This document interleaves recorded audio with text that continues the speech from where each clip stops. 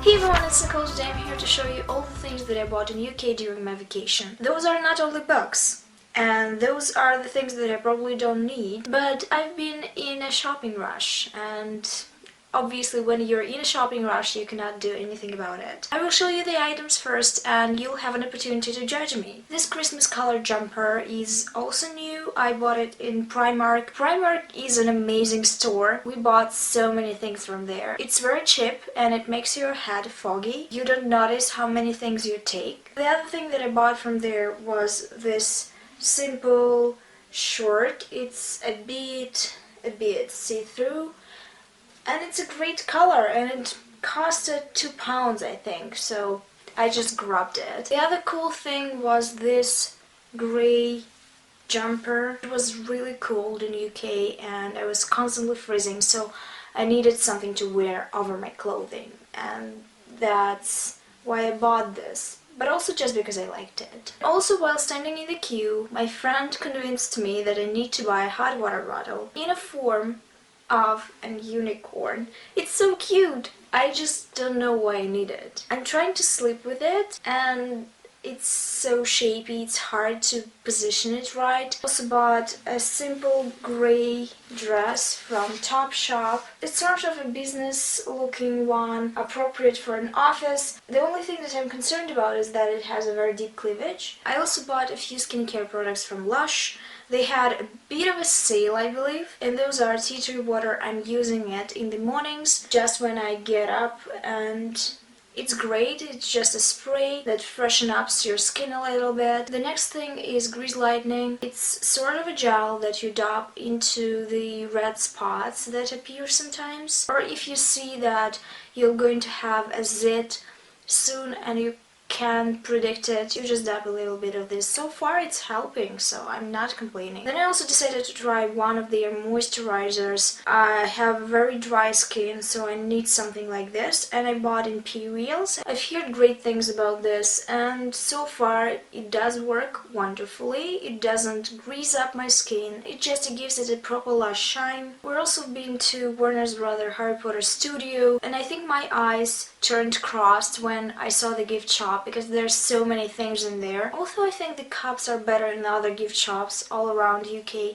They have better variety, but there's so many wands and there's so many merch that you can wear. But I decided that it's not appropriate for me age-wise and place-wise to wear Ravenclaw clothing. So I decided to buy myself a new cup, because if you like hot beverages, this type of thing is never a waste. It is a cup in form of a cauldron, and I'm liking it so much. Especially I like drinking hot chocolate in it with marshmallow and ice cream. It looks so good and it's totally Instagrammable. They also have a sweet section in it, and I couldn't help myself. I bought the chocolate frog. It was quite expensive.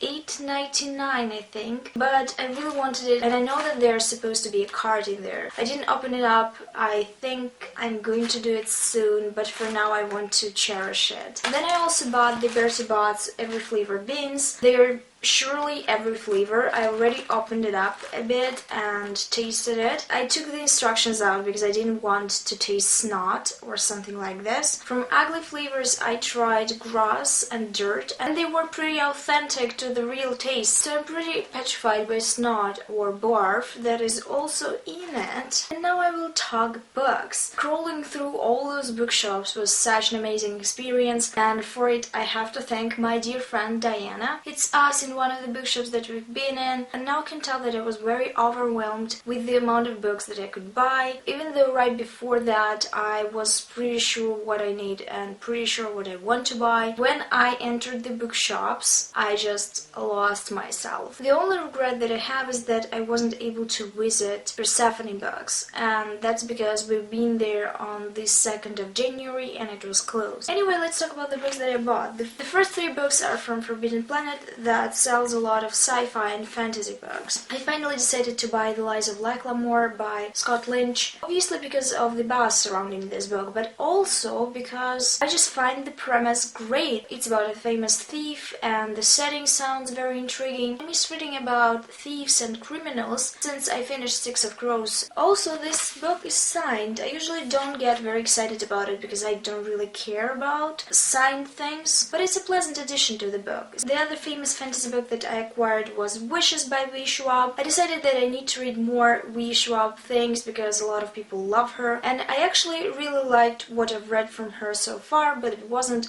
a lot of things, and this book is told to be the best one that she wrote, so I need to be familiar with it. It was £2 off, so it did help. I'm not too keen on this cover, I like the other one better, but who cares if it's £2 off? It's about two friends and scientists who believe that a person can develop abnormal abilities under the right circumstances. But when they move from theory to practice, something drastic happens. The next one I believe is not for everyone because it is part historical fiction and is part fantasy, and not a lot of people can deal with historical fiction and with the way the writing is done when it's historical fiction.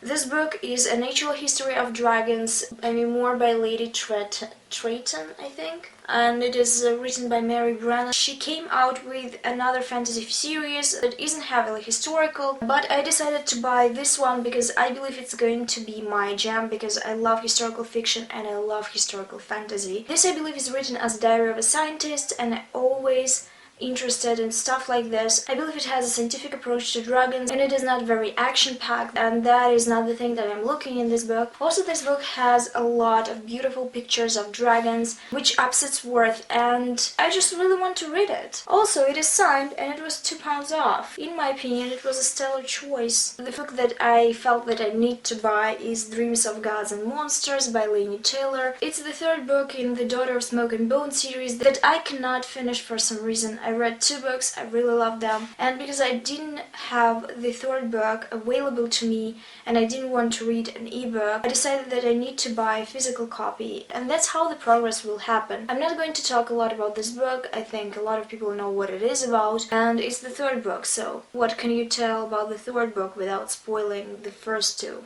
Then, of course, I also bought a bit of queer lit, and the first book is The Song of Achilles by Madeline Miller. I really wanted to acquire this book for a while, and I really wanted to have it in a physical form because I know that I'm going to love it and I know that I want to have it in my collection. It is a retelling of Iliad that focuses on Patroclus and Achilles. Everyone knows what's going to happen with them, and it's a bit grim, but I'm still very excited for the story because I really want to know Madeline Miller's take on this couple. And even though I've read Iliad and I know a lot of stuff that's going to happen, I'm not sure how much she changed or if she left everything the way it was in Iliad. The next book is Hild by Nicole Griffith. Nicole Griffith is pretty famous in sci-fi world, but it's the first fantasy that I know she wrote. Maybe it wasn't the first that she actually wrote, but it's the first that I know of. And it follows a bisexual lady who's also a knight.